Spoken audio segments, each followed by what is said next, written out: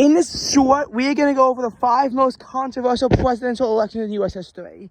Just so you know, this is only presidential election, so not including stuff like the 2004 Washington governor election or the 2008 U.S. Senate election for Minnesota.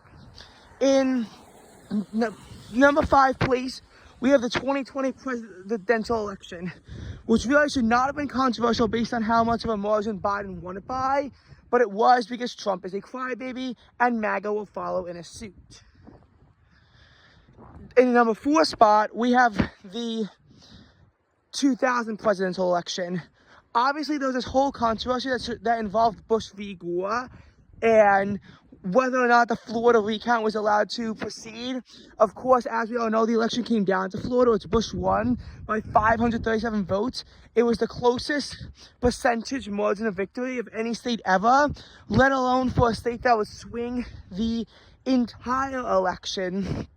And obviously, you know, Bush won it, and many say that Gore should have won, and that the Supreme Court had no right to intervene in a presidential election.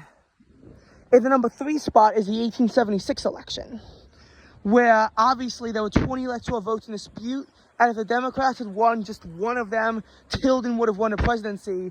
But the compromise of 1877 gave all of those votes to Hayes in exchange for ending Reconstruction.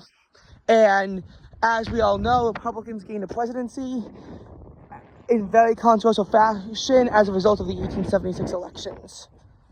In the number 2 spot is the 1800 election. Now Jefferson and Burr, we all know that they beat Adams and I think Pinckney.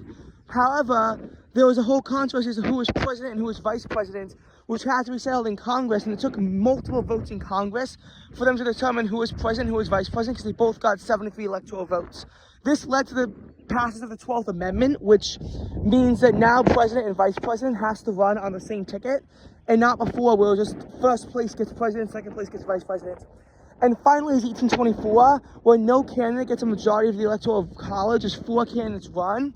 Jackson wins a plurality of the vote, but Congress, controversially, tips it to John Quincy Adams in exchange for the Speaker getting a position on Quincy Adams' cabinet.